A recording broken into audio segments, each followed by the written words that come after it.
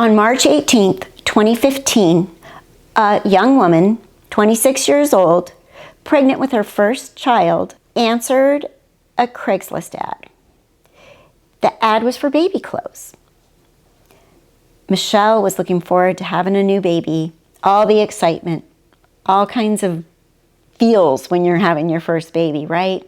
The excitement of planning, the excitement of feeling the baby move for the first time, the ultrasounds, finding out the gender. But on March 18th, 2015, as she was planning to prepare for this new baby's arrival, she answered a Craigslist ad. And let me tell you, this is a Craigslist horror story. Michelle was lured to a house with this Craigslist ad, thinking she found a really great person that was going to help her out, sell her some baby items, and she was going to be on her way. This all took place in Longmont, Colorado. The woman who had the Craigslist ad, her name was Dynel Lane. Not only did she sell baby clothes and items to Michelle, she also violently attacked Michelle and performed a cesarean section on her. Yeah. Welcome to Left Undone Incomplete Investigations. I'm Kathy.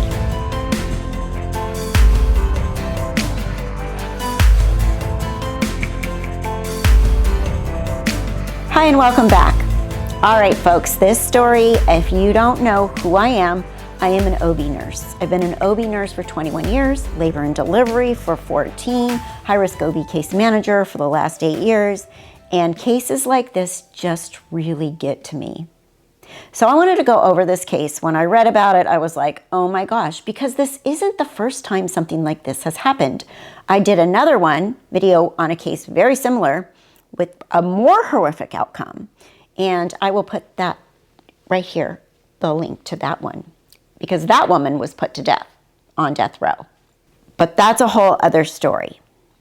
Right now, we're going to get into this one. So let's talk a little bit about Dynel. Maybe try to get into her psyche a little bit, although it's unforgivable what she did. Dynel had 3 children before she committed this horrific crime. 2 girls and a little boy. The little boy's name was Michael. They called him Little Mac. Well, at some point, the 2 older girls were playing with Little Mac outside in the property that they lived in, and the mom, Dynel, was busy inside the house, and something tragic happened. Little Mac was found face down in a small pond that they had on the property. One of the most horrific things you could ever imagine as a mother. The baby, the toddler, 19-month-old, fell in the pond and was found drowned. Other than that, there's really nothing terrible in her past. She raised children, she was married, she was divorced. She had roommates that thought she was a normal person. And there was nothing suspicious, really, to the people that knew her. People that knew Dynel, you know, they've come forward a little bit and talked about what they knew of her, who she was to them, and no really significant red flags that would indicate that she would lose her marbles and commit such a heinous crime. So Dynel had been faking her own pregnancy, and she was getting herself in quite a pickle. Her spouse, significant other, named Ridley, he started to get suspicious about her. And he said, you know, you've been telling me you're pregnant. Back in April, they picked out a baby name for him because she told him she was having a boy. They decided they were going to name the baby James. And he was like, okay, I need something from a doctor or I am leaving you. So she told him, okay, let's go to the doctor. This was all arranged on the same day that Michelle Wilkins was coming to her house to get these baby items from her.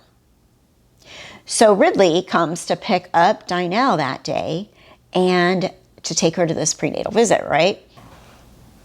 She says, I had the baby at home. And he says he found the baby in the bathtub. So he gets them both and takes them to the hospital, thinking this baby was born at home and this is serious emergency. Oh my God, she really was pregnant. And he thought the baby was alive, and he whisks her off to the hospital.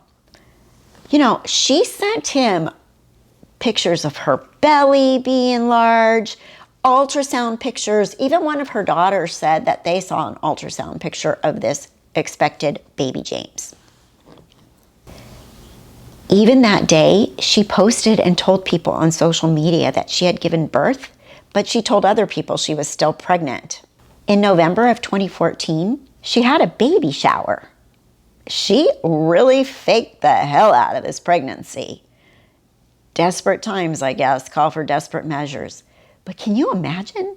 Can you imagine somebody being that desperate to trap somebody, keep a man, lost your marbles because you lost your other baby? I mean, what is it? So when Dynel Lane was questioned by the police, she said, oh yeah, we talked for over an hour about things, babies, whatever. And then she came up with this story that Michelle actually attacked her.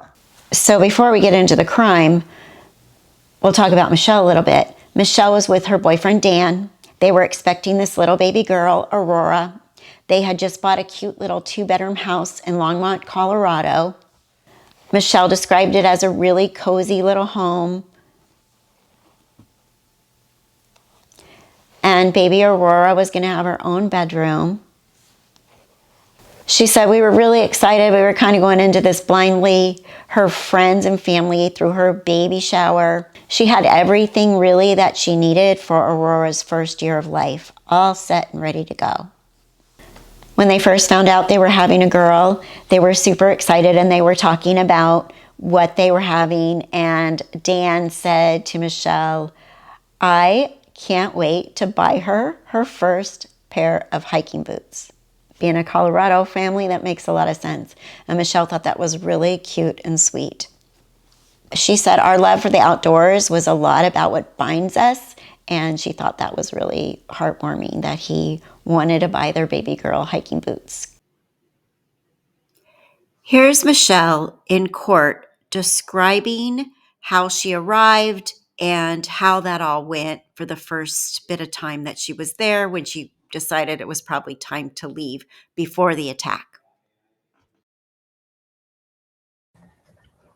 So the defendant let you in her house. And can you tell the jury, what did you do when you got inside? Well, the first thing she did was take me upstairs and actually just sort through the clothes and decided, we looked at the sizes and thought, she said, oh, these ones might fit you and this might be a little big. And we sorted through the clothes and she put them all in a plastic bag and gave them to me. Okay. And then did you talk to her for a while? We did. She had a rabbit and I asked if I could hold it. And we talked for a while about her family, her partner. She told me he worked at a puzzle factory and he worked really long hours and sometimes she didn't feel like that connected and because he was so busy and he would just come home and then go out to the gym and they didn't really spend a lot of quality time. And about her daughters, and she said they were in high school and those teenagers who didn't want to talk to their mom and and I kind of gathered that she was kind of lonely. Objection, calls for speculation. So you guys talked, how long do you think you talked? I don't know. It felt like a long time, like maybe an hour or something. Did it seem like too long? Yeah, I mean, several times I told her that I had to go and, I thought she was lonely because she just kept talking over me whenever I brought that up. And so, I felt like, I was being thoughtful, and listening to her and being kind to her. But eventually I said, I really have to go. And I turned and started walking towards the door as we were talking. Okay. And that's towards the front door? Yeah, yeah. Can you describe for the jury kind of what the layout was as you recall it in this house? So we were in it's like splits when you walk into the upstairs and downstairs, and upstairs was where her room was, and then we had walked out and we were talking next to the kitchen, kind of at the edge of her counter. And that's when I saw the rabbit running around the living room, which is also up there. And so I started leading us back downstairs to the landing area, where the front door was. And Ms. Wilkins, in the conversation with the defendant, did the defendant talk to you about her being pregnant? Yeah, we talked about, she said she was 2 weeks overdue, which I don't really have that many friends that I, Objection, not responsive. Court will sustain the objection. Let me ask you a couple of questions. You talked with her about her being pregnant. Yes. And she told you what? that she was 2 weeks over past her due date. Okay, and this was on March 18th. Yes, And when she told you that, what did you think? I thought Objection calls for speculation. Overruled. You may answer the question. I thought that she was really petite, but I don't know that many people, that have been pregnant. Not a lot of my close friends have been, so. Okay. I didn't really know what to make of it, And so when you got ready to leave, you went down to the front door. Yes. Okay, can you tell the jury what happened then? When I was at the front door and I opened the door and, she said, oh, before I knew I was having boys, some people gave me some girls' clothes. And if you want them, I can give them to you and I can go dig them up. And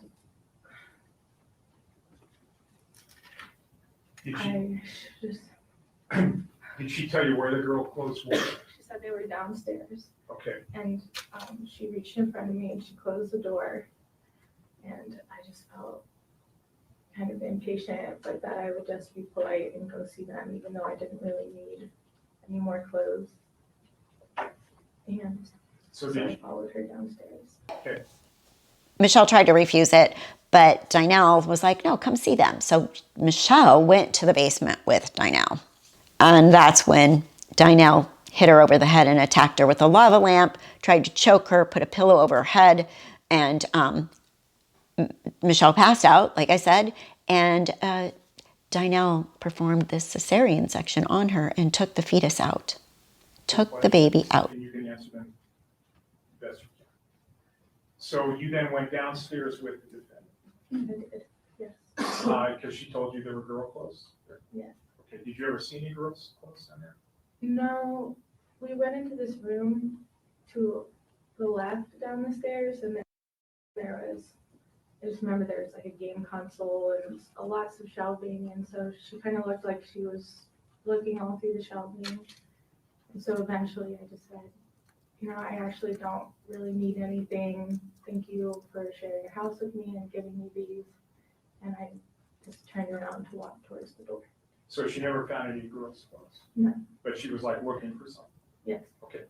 And so then you started to leave and go back to the stairs? Yes. Okay. Can you tell the jury what happened then? Well, I was going up the stairs, and then as I was going up the stairs towards the door, she struck me from behind, right in my chest, and it's hard to describe exactly what it was. I mean, she hit me, and then it was sort of like, almost like pulling up my sweater, kind of scratching at me. Oh, and Ms. Wilkins, by the way, what kind of sweater were you wearing that day, do you remember? I don't. Okay, sorry. And what was she hitting you with? Could you tell? Oh, she was with her hands. She Okay, didn't have anything in her hands. It was just her hands. so after she hit you, what did you say? Well, I mean, it was after she struck me. I mean, part of me wanted to give her the benefit of the doubt, and I said, "Did I have a spider or a bug or, what was it?" And she said, "Oh, I think I got it." And then she did it again, and so I was really confused about what she was trying to do, and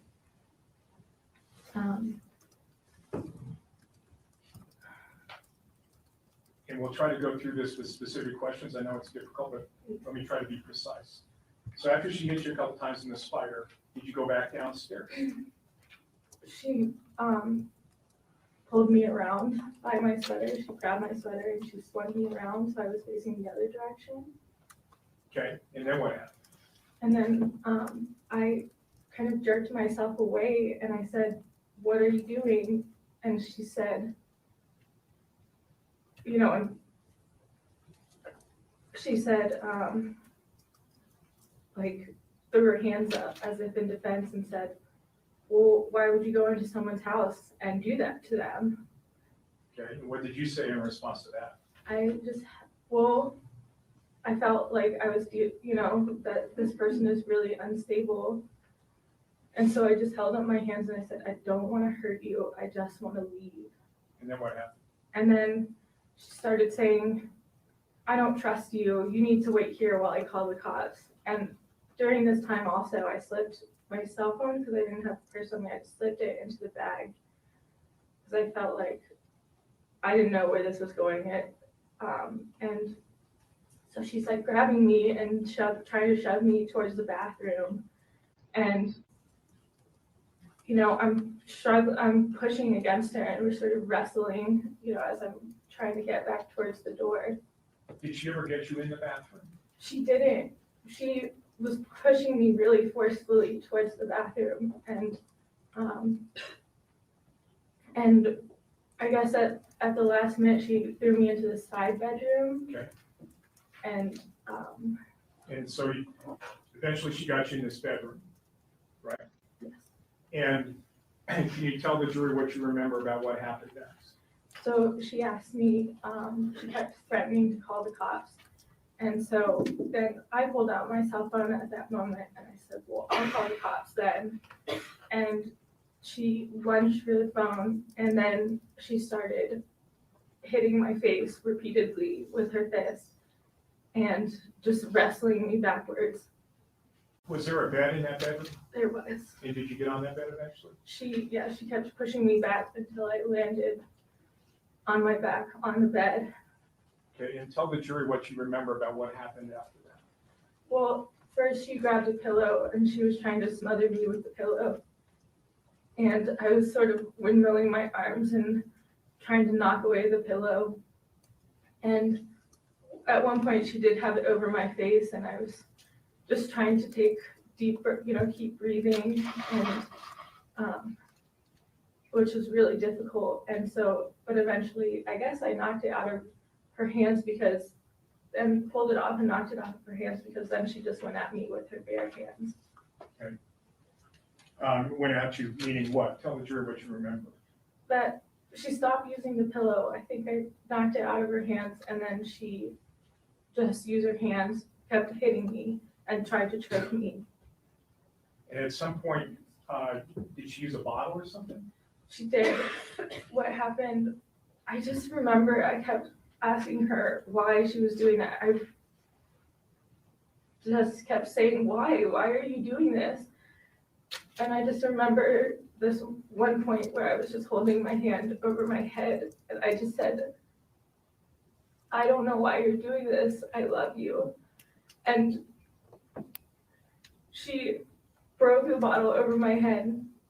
I think actually what happened was she grabbed this bottle first from in front of the window, which the way it was floating, I thought it was like oil and vinegar. It was, I don't know. And she picked it up and she smashed it over my head. And that's when I held up my hand. I said, "I don't know why you're doing this. I love you." And she said, "If you love me, you'll let me do this." And then she stabbed it into my neck. And can you show the jury where on your neck she stabbed? Right here. And you saw the scar there? I do. And that's on your left side of your neck? It is. All right, do you remember feeling that stabbing?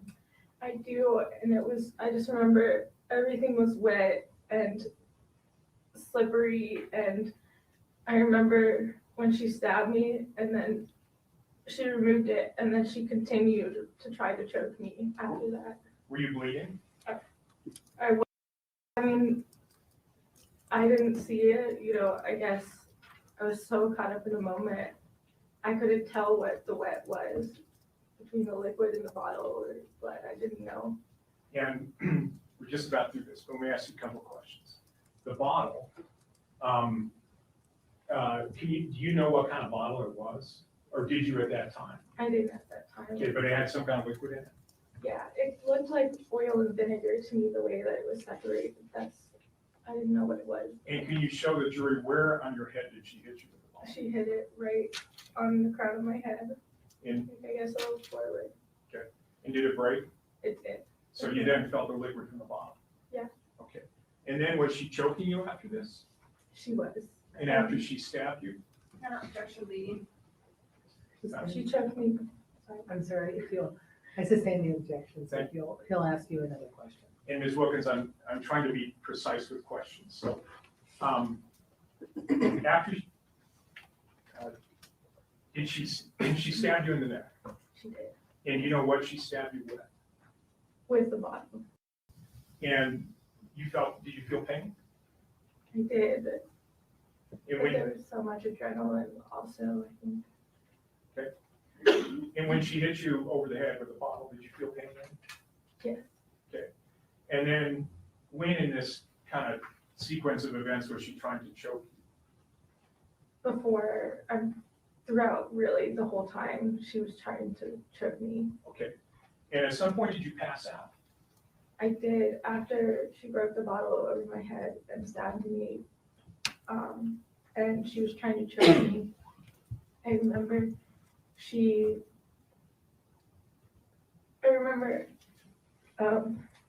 thinking of Aurora and feeling like I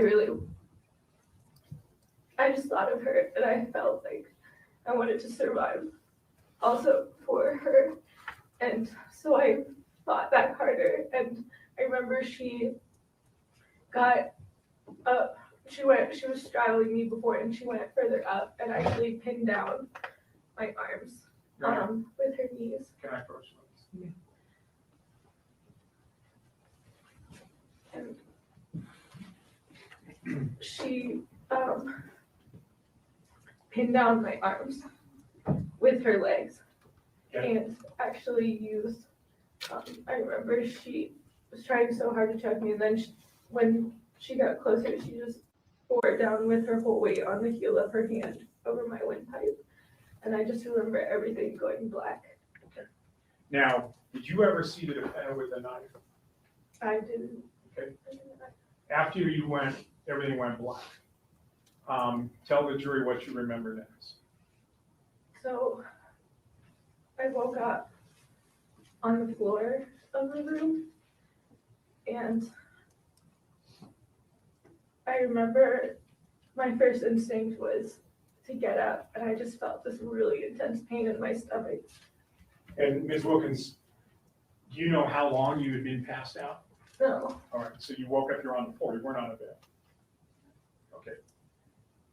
and I tried to move and I just felt this really intense pain in my stomach. And I looked down and,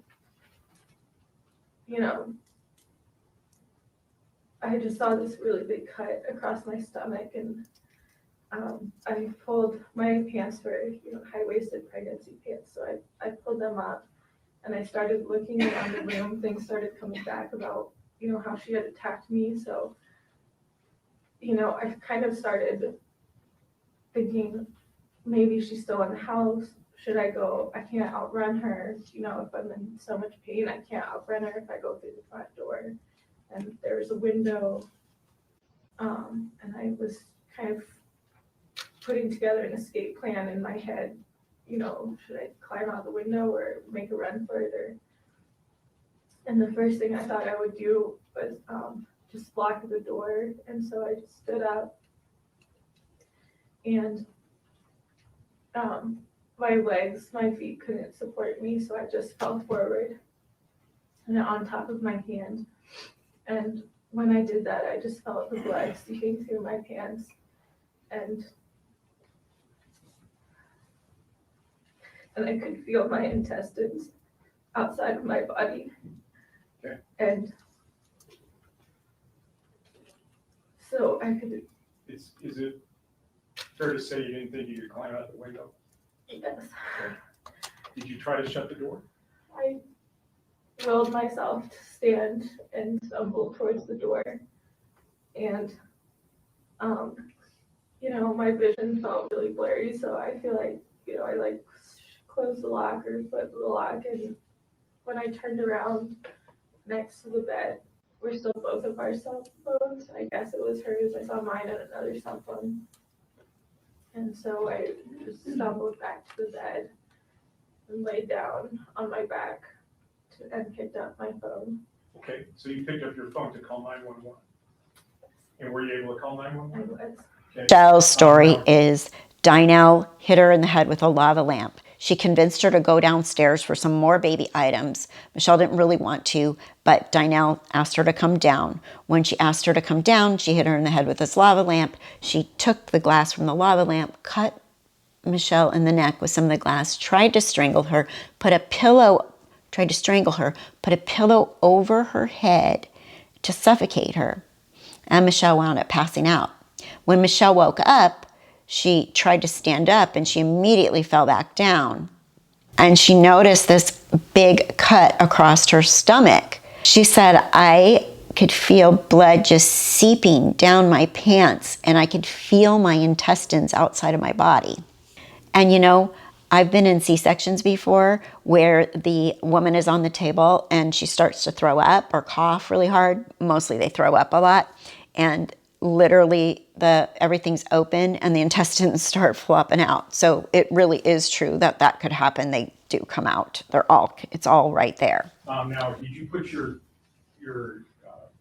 code into your phone? No, it's like I kept trying to put my code in and my fingers were fumbling, and so it accidentally swiped onto the emergency screen. So I ended up just making the call from there. Okay. And somebody answered at 911? Yes. And you were on the phone for a while? Yes. Were you able to give them the address? Yes. And then what happened? So I don't really remember much of the conversation. Only that, I was talking for the whole duration and they kept saying, I kept asking for help. Because, just staying present was really difficult at the time. And so they kept saying that help was they were on their way. And eventually I actually heard the cops knock on the door and I told her that they were there, that the police were there. Okay. So by the grace of God, Michelle got her phone. Thank goodness Dynel didn't take her phone from her. But by the grace of God, Michelle was able to get her phone and call 911. And we can listen to that call right now. Longmont 911, address of your emergency. 1620 Green Place. 1620 what? Green Place. I can't understand the street. Green Place. Green Place. Green like the color? Yeah. What's the phone number you're calling me from? Okay, tell me what happened. She cut me Who cut you? downstairs. I don't know. Okay, hold on. I responded to Hang on. Craigslist. Hold on. Please. I'm downstairs. Okay, who cut you? This girl I responded to was ready to look at. What did she cut you with? A knife. I'm pregnant. She got me in my stomach. Okay. I'm afraid. She cut you in your stomach? I'm pregnant. Okay. Please don't What is the suspect's name? I don't remember. What's your name?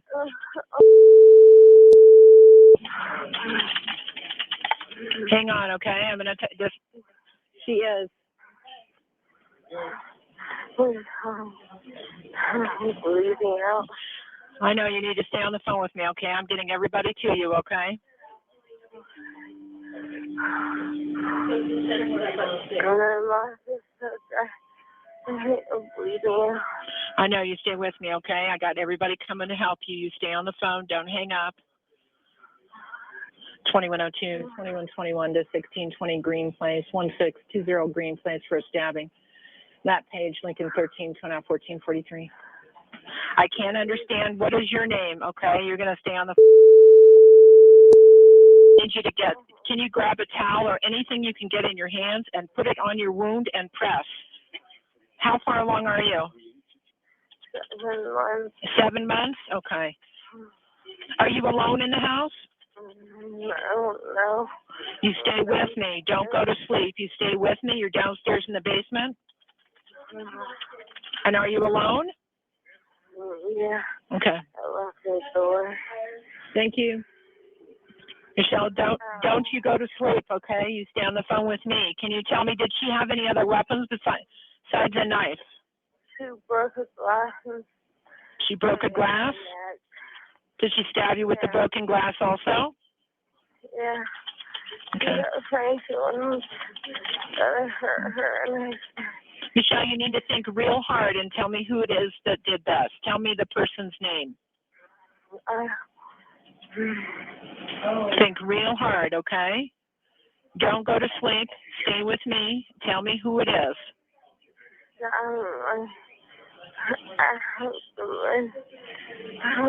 don't know. You don't know? Have you? Did she break into the house? Does she live there? No, it's her house.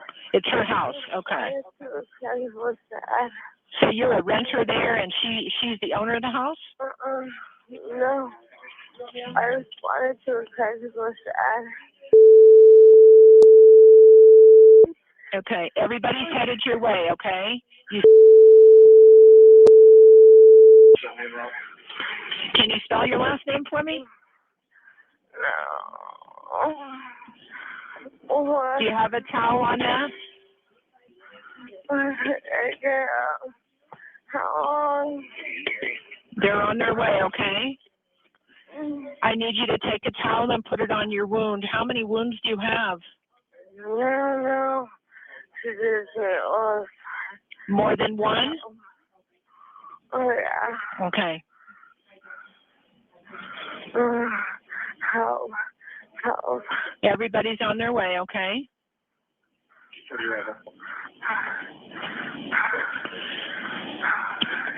Was anyone else in the house when this happened? Mm-mm. No? Just you and her?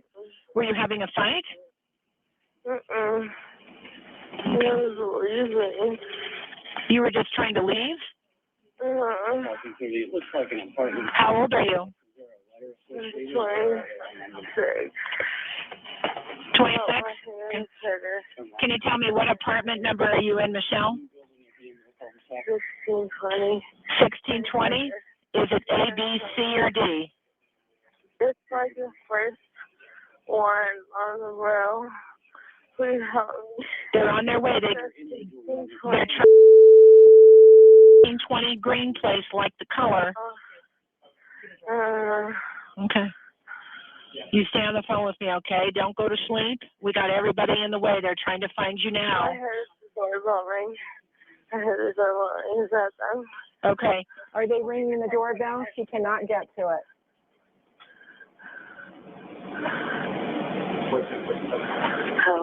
Help. Okay, you hang with me. Don't hang up. Are they in the house yet? She's downstairs. Yeah, they're here. Okay, I'll let you go. She also was able to lock the door because she didn't know if Dynel was still there or gone. But at that point, Dynel was already at the hospital with the boyfriend, David Ridley. And David thinks this is his baby and that Dynel suffered this miscarriage. So Dynel's at the hospital, freaking out, holding this dead baby. They took her to the maternity ward because they assumed she actually did have this baby. And then the police start putting two and two together, and they come in and they start questioning her. Here's some of that. Who else was at your house? Maybe was at the house. Okay. It was me and my husband. No one else at your Anyone come to visit you today? Mm-mm. I don't know anybody here. Okay. Okay, well, I've got a problem. There was a young girl in your apartment. And she was cut. Because we've got officers there right now. I don't, there wasn't anybody there when I left. Is it Dynel? Yes, Is that pronounced right? My name's Danny. Mhm. I'm gonna hang out with you for a bit, just to see what's going on, okay? And then we'll get this sorted out just as quickly as possible. I don't understand anything what she's talking about. What was she saying? She said there was a woman at my house and my baby just died. I can't believe it. What's this girl that she's telling me about? Well, no, she said there was a girl at my house.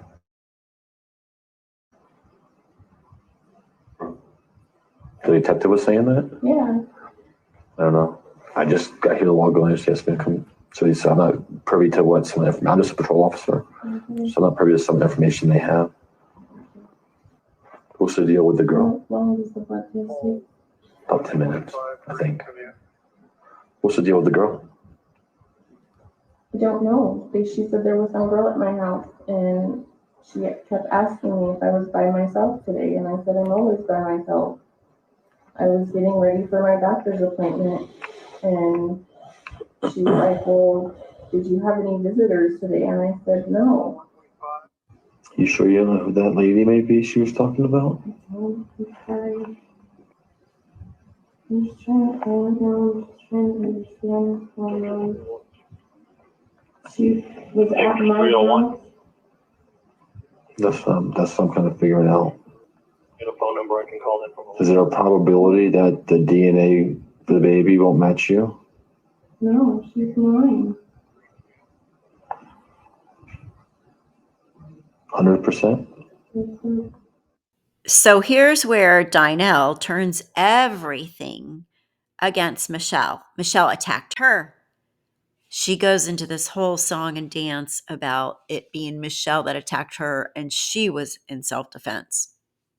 Pay really close attention. I know the audio is kind of difficult. That she purposefully thought about what she did to defend herself and to defend that baby that she thought was in Michelle Wilkins after she thought Michelle Wilkins was dead. And this is what you heard on Friday. Is this? I was like, okay, well, she's like, well, I need to go. I was like, okay. So I turned around and before I knew it, she had, I think it was a knife that I had opened my box with that had been sitting on the counter. That I think how I cut my hand. But she came at me and I just kind of reacted and then we ended up in my daughter's room and she just kept trying to hit me. And I asked her, like, what are you doing? I'm like, stop. And I didn't have my phone with me, so I felt completely, I don't know, I don't even know after that. And then defending myself, I was grasping at her and she was grasping at me. And like, I finally had gotten to the point where I had her down and I'm like, just stop. And she was just flailing, I don't even know.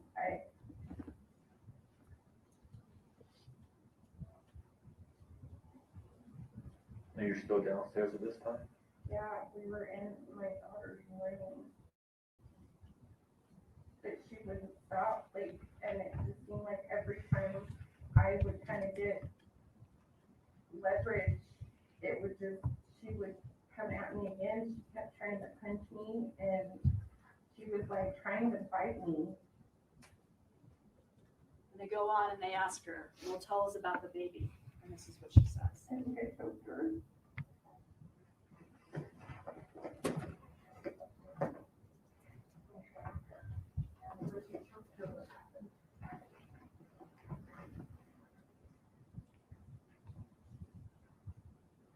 still like, she was still trying to hit me, and she was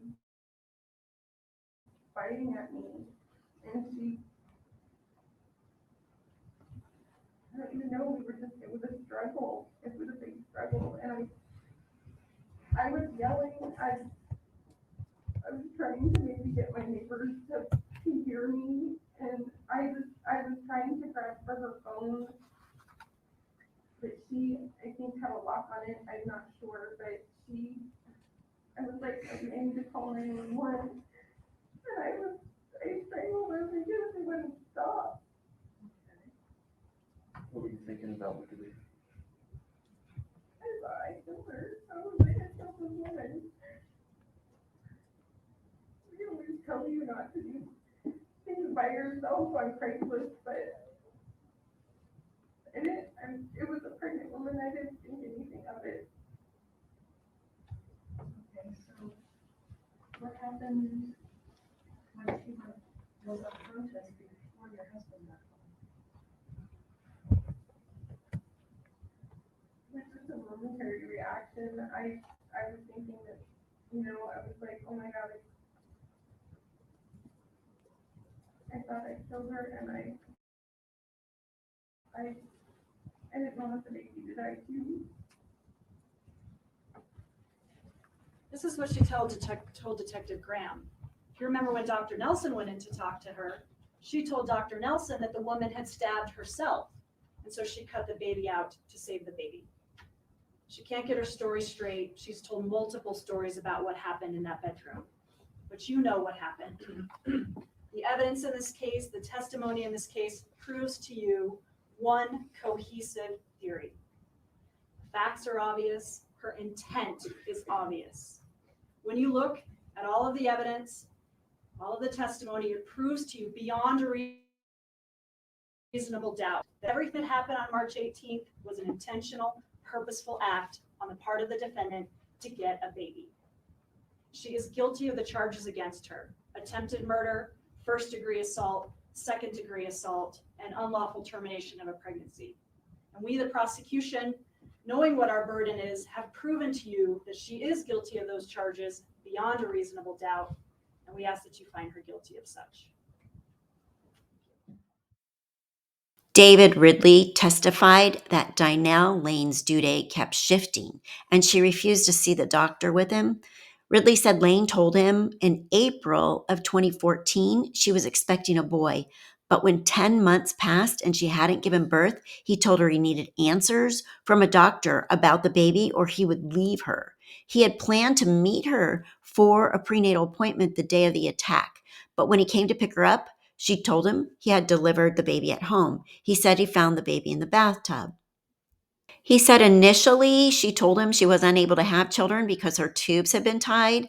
However, he said she later surprised him by telling him she was pregnant. And he said Lane was gaining weight. These photographs were introduced showing her with a pregnant belly. We even started going over names, he said. The couple named their unborn child James. Their friends threw them a baby shower, but as Lane's due date approached, Ridley said he was getting suspicious. She would say she had doctor appointments, and we would take off work and sit in waiting rooms for hours, and something would always go wrong, and she'd get agitated, and we'd wind up leaving. In March of 2015, he said he arrived home to find Lane inside, splattered with blood and a baby in his bathtub.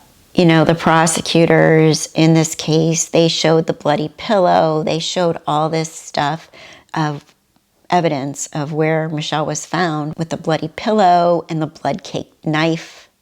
I mean, just horrendous, horrific. And there are also some bloody shirts in the trash at Dynel's house.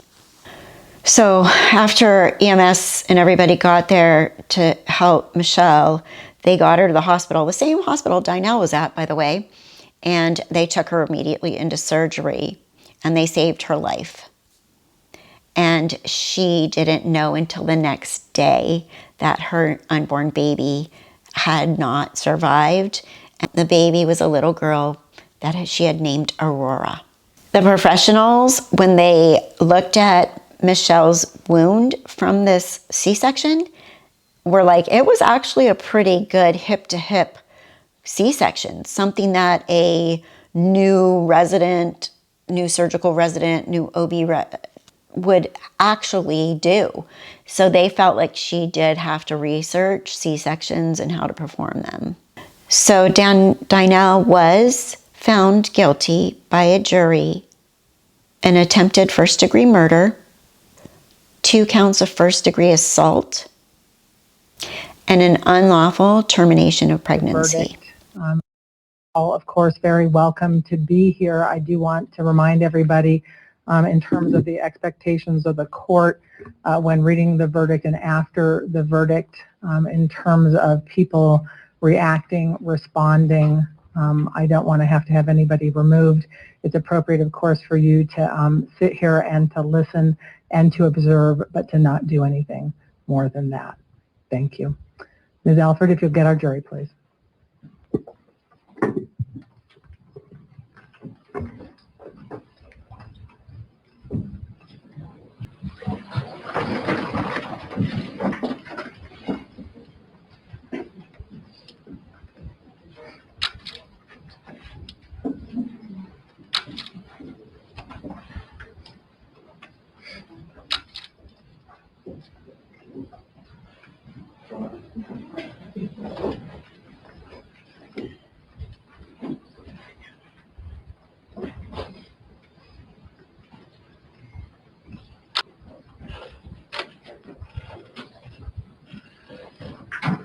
Please be seated.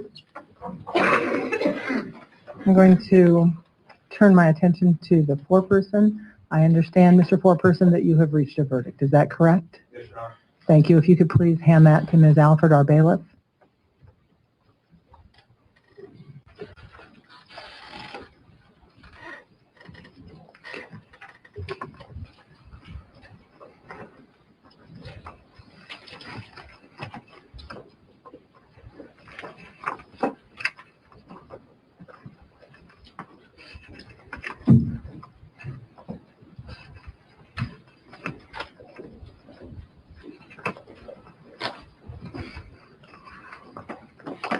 Court will now read the verdict forms. Jury verdict count number 1, criminal attempt to commit first-degree murder. We, the jury, find the defendant, Dynel Catrice Lane, guilty of attempt to commit murder in the first degree. We further find, with respect to the verdict questions for this count, as follows. Did Ms. Lane use or possess and threaten the use of a deadly weapon? Yes. Did Ms. Lane cause serious bodily injury or death? Yes. Jury verdict count number 2, assault in the first degree, throat area by means of hands, a knife, or cutting instrument. We, the jury, find the defendant, Dynel Catrice Lane, guilty of count number 2, assault in the first degree. Jury verdict count number 3, assault in the first degree, abdomen area by means of a knife or cutting instrument. We, the jury, find the defendant, Dynel Catrice Lane, guilty of count number 3, assault in the first degree. Jury verdict count number 4, assault in the second degree, head area by means of a bludgeon. We, the jury, find the defendant, Dynel Catrice Lane, guilty of count number 4, assault in the second degree. Jury verdict count number 5, assault in the second degree, throat area by means of hands. We, the jury, find the defendant, Dynel Catrice Lane, guilty of count number 5, assault in the second degree. Jury verdict count number 6, unlawful termination of a pregnancy in the first degree. We, the jury, find the defendant, Dynel Catrice Lane, guilty of unlawful termination of a pregnancy in the first degree. Counsel, would anyone like me to poll our jury? The people do not request a poll. Yes, Your Honor. Thank you. I'm just going to start here in the back left, and I'm not going to name you all by name. I'm just going to turn to you and say, is this your verdict? Yes. Is this your verdict? Yes. Is this your verdict? Yes. Is this your verdict? Is this your verdict? Is this your verdict? Is this your verdict? Is this your verdict? Is this your verdict? Is this your verdict? Is this your verdict? Is this your verdict? Thank you. That concludes the polling of the jury. Ladies and gentlemen, I would like to turn first to our alternates who have been sitting locked up in a room, and I extend my apologies to you. I know you understand the reasons for that. I would like to thank you very much for your time, for your attention. Mr. Edmondson is going to take you back to the jury room, and I'm going to ask if you can stay for a few minutes. I'll come back and chat with you in person so I can thank you in person. You are all excused. Thank you.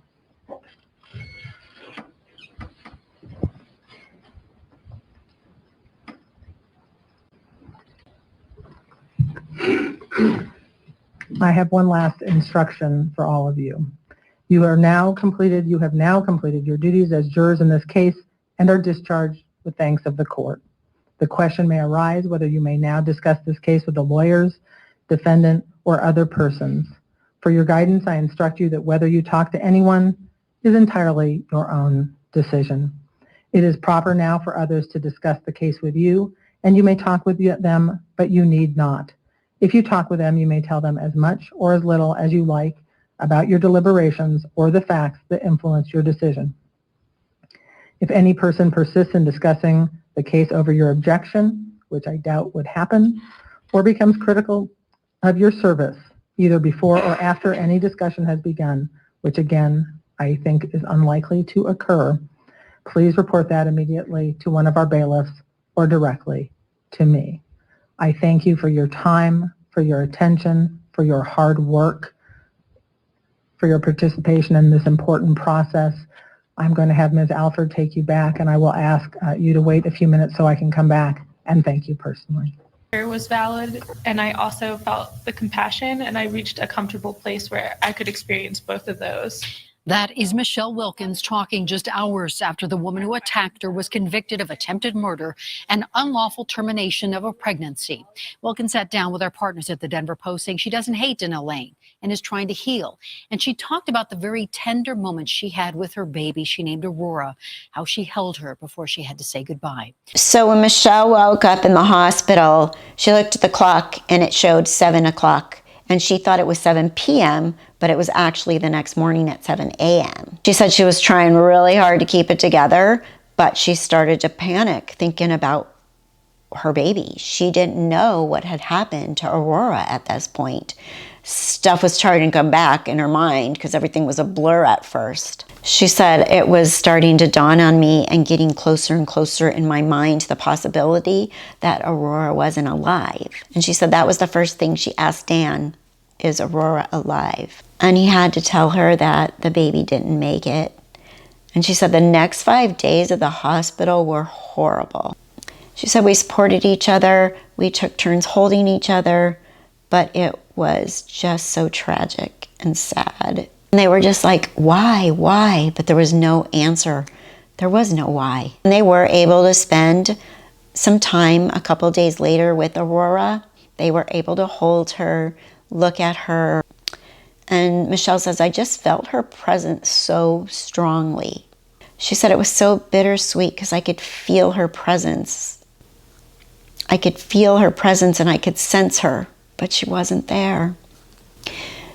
And we do, as OB nurses, we do encourage people to spend time with their stillborn or their neonatal baby that has passed away, because that is your child, no matter what. Even if you didn't know them, raise them, that was your baby. You felt that baby move inside of you, and this is the life you had with that baby. That baby is yours. That is your child. And we really encourage people to take some time with even though the baby's not there, passed away, it still is very healing and important to most people to spend that bonding time, even though they'll never get to raise the child. She said it took her a full 2 months to recover physically, but the emotional damage was a long time away. And she did say that Dan never left her side. They were solid through this. She said after the attack, she now suffers from PTSD. Clearly, that would make sense. And she said, I'm sure from a partner's perspective, that's a really hard thing to witness. Can you imagine? Maybe night terrors, screaming, flashbacks, just horrible. I stand before you today, nearly a year since the vicious attack that nearly cost me my life and ended the life of our innocent and soon-to-be-born daughter, Aurora. I need to first thank the amazing people that have come into my life and supported me unequivocally. From the tireless jury to Stan Garnett and his team at the DA's office, to Beth, who took my 911 call, and Billy, Phil, and Christy, the rest of the Longmont Police Department, as well as every other tireless public servant who has spent countless hours working for justice. You have my gratitude. I won't equivocate. There is nothing ever in any shape or form that can remotely prepare you for something like this. What has dominated my perspective consistently is disbelief, and words are not sufficient to describe it, though I may try. It had just never entered my worldview that someone could be so cruel and value life so little.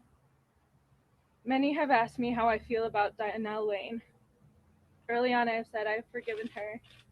It's part of who I am as a human being, and Martin Luther King said it brilliantly. We must develop and maintain the capacity to forgive. He who is devoid of the power to forgive is devoid of the power to love. There is some good in the worst of us and some evil in the best of us. When we discover this, we are less prone to hate our enemies.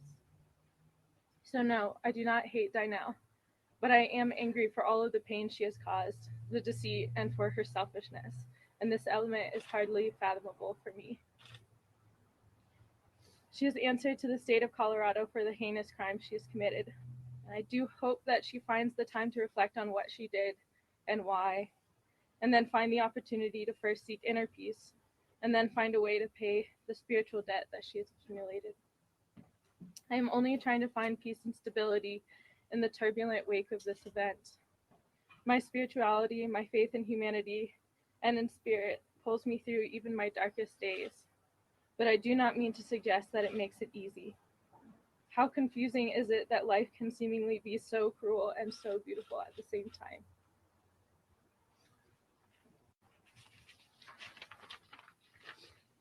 Sometimes the gifts and lessons of this time are my central focus, and sometimes I have to throw those to the wayside and cry and accept the cold brutality without looking for the deeper meaning or the lessons. The vulnerability to what the moment offers, which changes moment by moment, is my spirituality. Brene Brown has some thoughts on being vulnerable that I would like to share.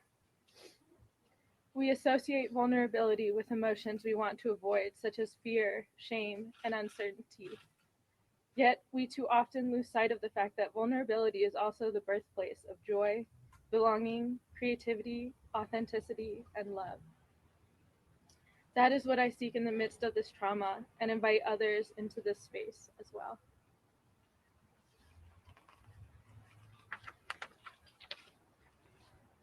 To the members of the media who have covered this over the last year, I thank you for the space and consideration you've given me and my family, the personal expressions of support many of you have offered, and the balanced and fair coverage you've provided. Your credit to your profession, and I wish you all the best. As for the future, my goals have not changed. I still wish to support a community with a center that serves people's healing, for growing organic food, and for supporting art, and personally, my pottery. But how can you pour from an empty cup? I will continue to focus on my own healing and allow that to blossom in its own time into something that will nourish everyone. Thank you. Dynel's mother, her name is Carol. She said that Dynel never got over the loss of her toddler. Her mother feels that that was the cause of her being so desperate to have another child. and commit this heinous crime. I'm thinking she should have went to a psychologist, some therapy, maybe some antidepressants, a psychiatrist. I mean, when you start having thoughts like that, it's unfortunate that her boyfriend, David Ridley, didn't call her out sooner and figure out what was going on. But you trust people you love. There were warning signs about Dynel Lane's behavior. So much so, we found out one person predicted this horrific outcome 2 months ago. Marshall Zellinger is live. And Marshall, you discovered a whole Facebook conversation that took place in January about this woman. But only one person in that conversation knew it was about Dynel Lane. And that woman was a friend of Dynel's husband. And she went on Facebook posting this, seeking advice for what she thought was an unusual pregnancy. And one of the Facebook responses suggested she stay away because of the risk the woman would pose a mother, possibly to take a baby. Even before Dynel Lane was arrested, accused of stabbing Michelle Wilkins and stealing her baby, friends of Lane's husband were concerned when her supposed November due date came and went with no baby. I saw her around Christmas and she looked pregnant. This friend of Dynel's husband did not want to be identified. In January, she posted concerns on a private Facebook page after hearing Dynel refused to see a doctor.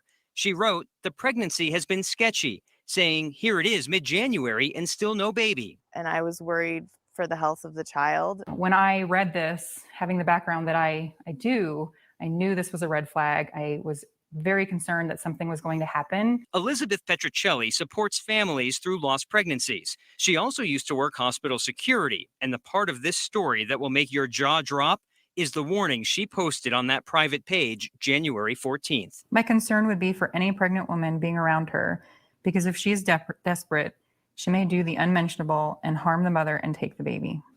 It's haunting to hear that and know that it happened. Elizabeth never knew the mother in question was Dynel Lane until this morning. It's just really creepy that those ladies on that site kind of predicted this. We asked, and that friend did not pass along these concerns to Lane's husband. But even Elizabeth, who posted this, tells me that's a tough thing to do because if it was a fake pregnancy, there's nothing illegal about that. Reporting live, Marshall Zellinger, 7 News. And Dynel was sentenced to 100 years in prison. Person, this is the foundation of the beliefs from which all others grow. It is clear that you need healing, and it is my sincere belief that you get it. However, there were atrocities committed against me and my daughter that sent a ripple of pain out to so many others, and they must be addressed. Those committed against Aurora's father and all of her grandparents, against law enforcement and first responders who cannot unsee the trauma that you created, and against your partner and daughters who surely have guilt, shame, and trauma of their own to wrestle with for the rest of their lives because of you. I did not learn until the trial just how many opportunities you had to do the right thing and then chose not to. You knowingly left me to die multiple times. The only tears that you shed during the trial were those of self-pity to the sound of your own voice as your lies were slowly revealed. And yet, even now, you cannot come clean about what actually occurred. You embrace your narcissistic fantasy to fulfill the lie you created, and it was more important than my right to live and Aurora's right to live. This is a picture of her. I'm going to object at this point. Thank you. Ms. Lane, please direct your comments to me. I trust the judge to make a wise decision on what you believe to be fair, but I believe that you should receive the maximum penalty because I believe you've lost your privilege to live in our society, not only because of your actions during the attack, but also your actions since the attack. Your inability to acknowledge the immense cruelty and evil you committed only proves you are not fit to walk free amongst us ever again. I hope the counsel you receive reflects that acknowledging the obvious, the proven that you've committed these horrific acts, the least you can do is to begin atoning for what you did. What is done cannot be undone, but I fervently hope that you use the rest of your time on this earth with meditation and prayer to help you come to terms with what you have done.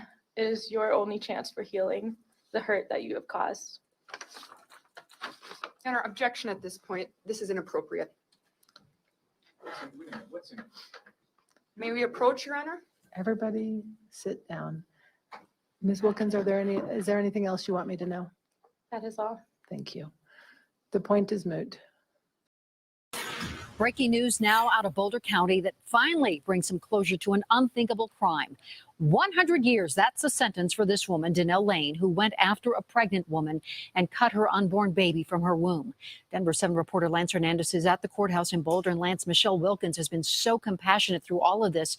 And you talked to her after the sentencing. Ever humble and ever gracious Michelle Wilkins said that she would leave it up to the judge to determine what was just. She also commented about Dynel Lane breaking down into tears as a Mother's Day letter from her daughter was read in court. She said that's something the judge acknowledged, that a letter from her daughter was something she would never be able to enjoy. People are hungry to hear from Ms. Lane, to hear why you did this, desperate to hear you explain what happened to Aurora. But that explanation was not forthcoming. Dynel Lane declined to speak at her own hearing. Lane was convicted of attempted murder and assault and unlawful termination of pregnancy after attacking Michelle Wilkins at this house in Longmont.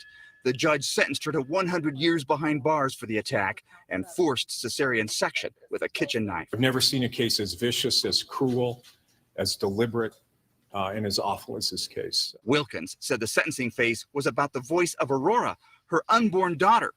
Wilkins placed a picture of Aurora on the stand behind her in court while she spoke to the judge. We didn't want her, as my father so eloquently said, not to have her day in court.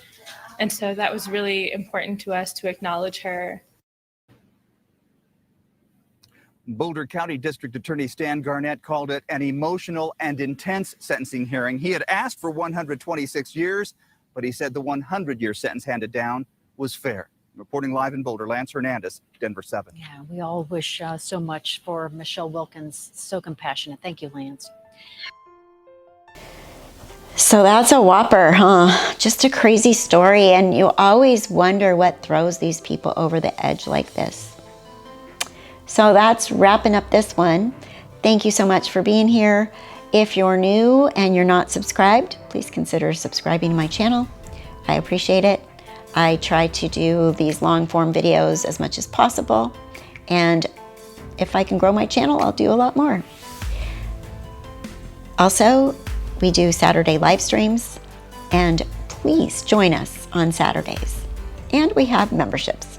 Just one flat fee membership gets you in all the channels in Discord and our occasional happy hours for members only. So that's it for this episode of Left Undone Incomplete Investigations. I'm Kathy. Stay safe, stay well. Bye-bye.